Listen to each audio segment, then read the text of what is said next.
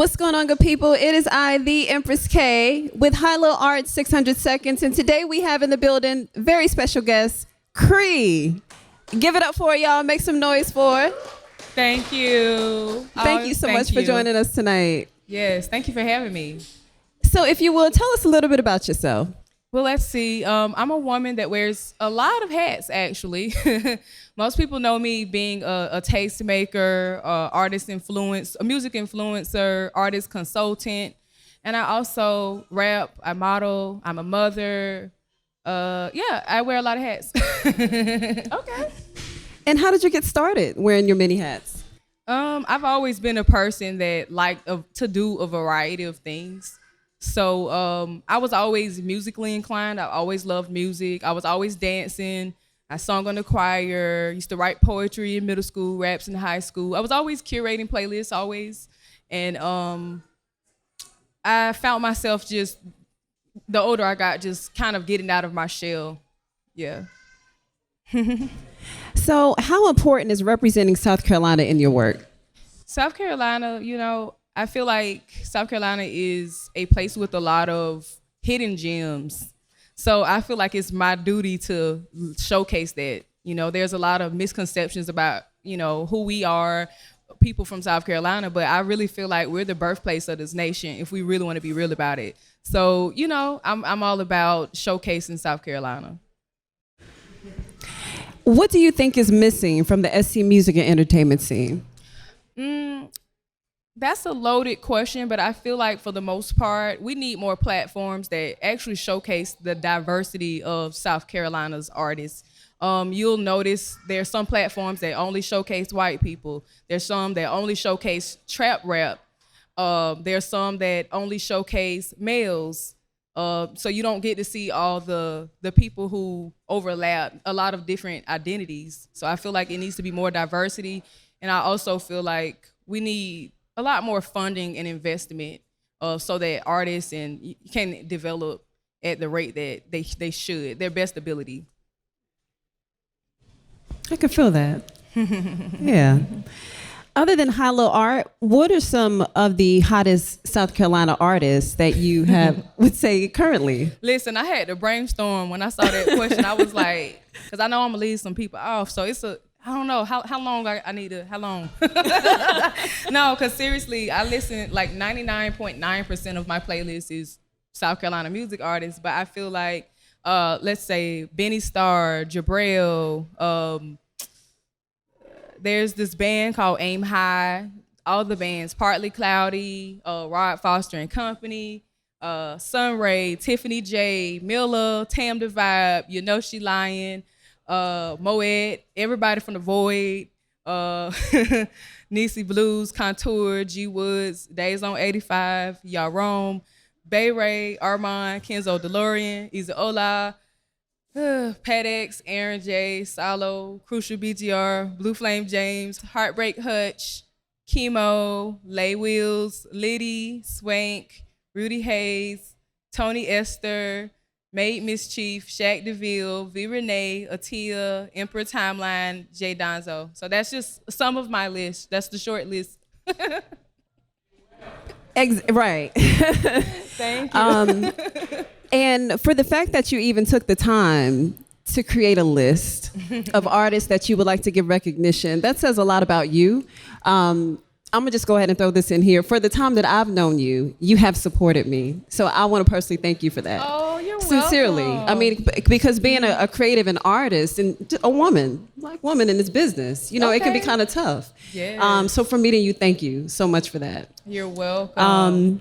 What do you feel is your purpose? I feel like my purpose is giving a voice to the voiceless.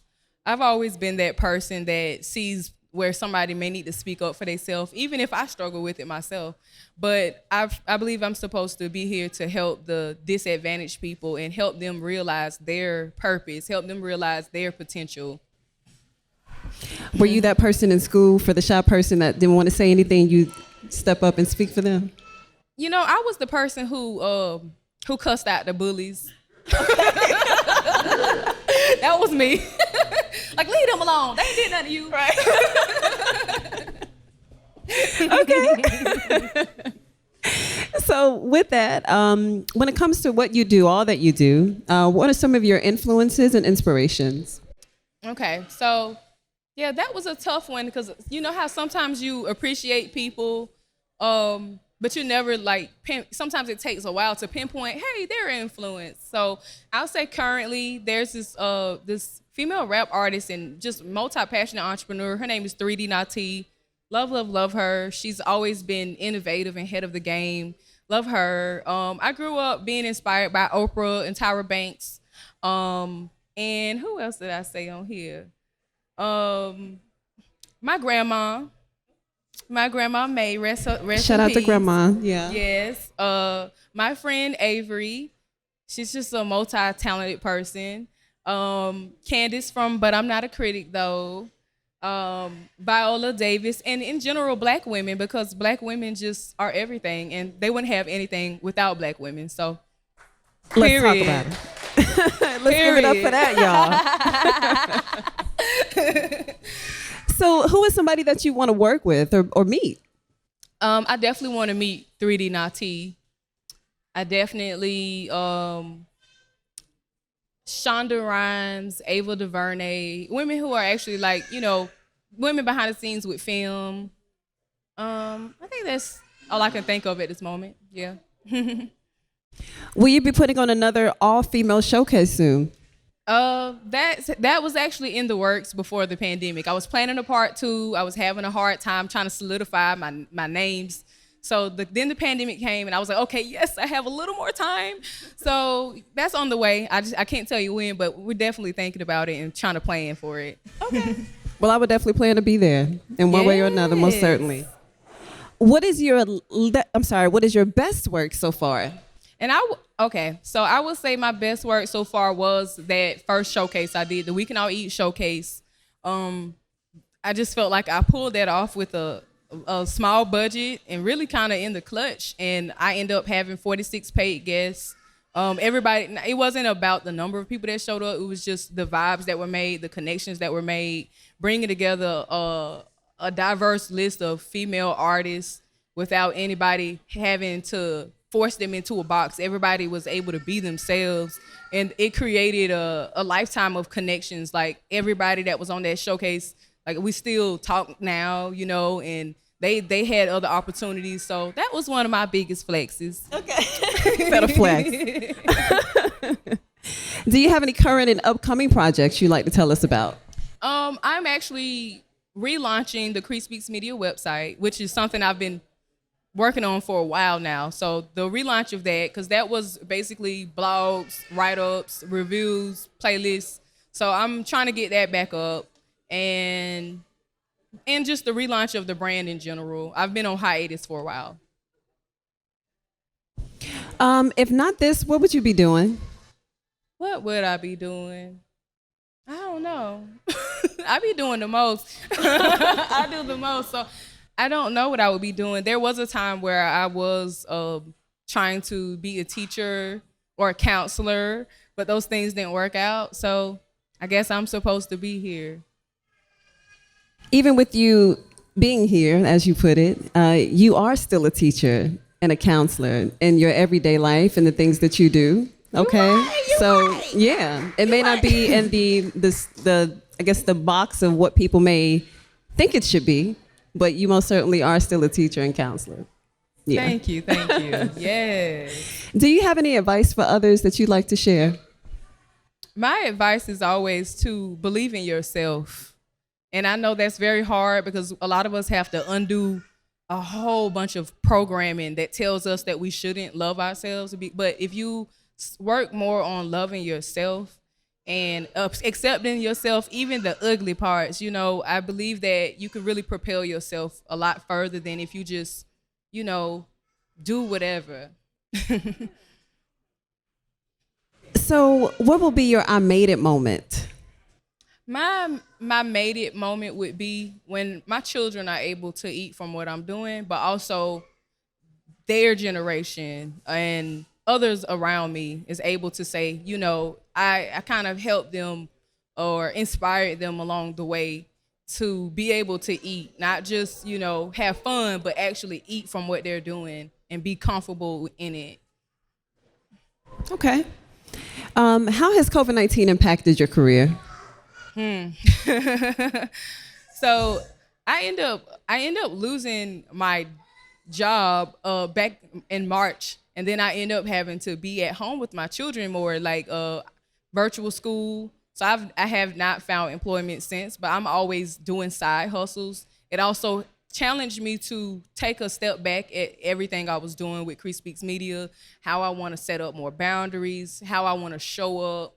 So I feel like it kind of put me in a space where I'm looking in the mirror now and like, okay, what do I want to do different? How do we grow from here? Because we have these small successes here and there, but how do we go further? So that's basically what it did for me. And also opened up a new avenue. I've been studying toward transitioning to be in the tech field. So I don't feel like that would have happened if the pandemic had not happened. So. Yeah. Okay. Do you have a favorite TV comedy show? Thanks to my kids, I have to say Everybody Hates Chris. They run that show in the ground. So now I'm like, you know what? I see why. It's pretty funny. Okay. I think I've watched maybe 3 episodes of that, so I'll have to, maybe dig a little deeper. How important is family to you? Family is extremely important to me. You know, I have 3 sons, and my niece who I'm caring for a whole lot, and then you have, you know, your aunts and all that. They're very important and keep me going, you know? So I have to make sure I do my due diligence and I'm able to help take care of them. What's one place that you would most like to visit? I've always wanted to go to Jamaica. Yes. I'm surprised you haven't been. I don't know. You just give me the aura of I've been there. Like that's gonna be one of the first places I go when I'm able to truly travel the way I want. I love the idea of islands and good food and beautiful Black people. So yeah. Yeah. Music playlist. I know you're the playlist queen. Okay. But if you had to put together a quick playlist, I'd say a day and night playlist consisting of 2 songs, one for the day and one for the night. What would that be?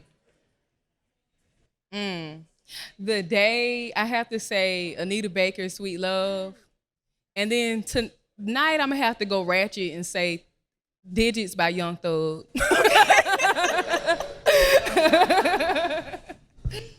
Yeah, that was definitely day and night. Yeah.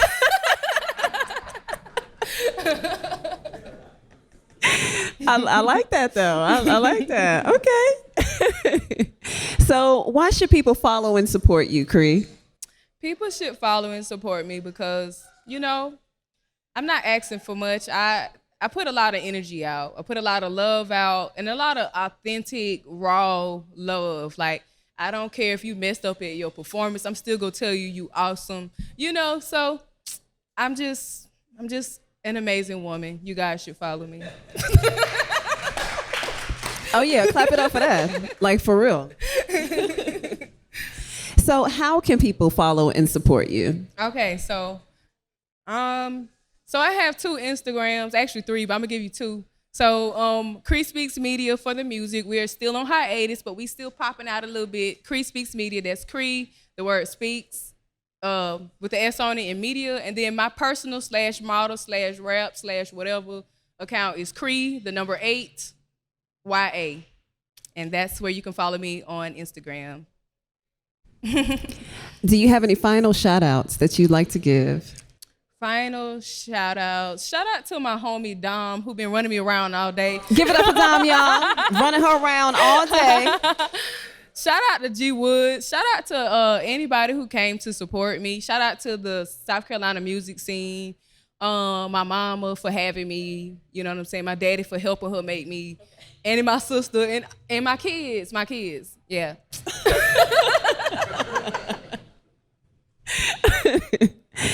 So, do you plan to perform for us later? I do.